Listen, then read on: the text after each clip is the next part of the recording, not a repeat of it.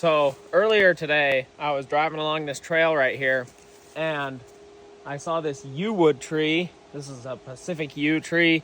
The Native Americans used to make it to make bows, stuff like that.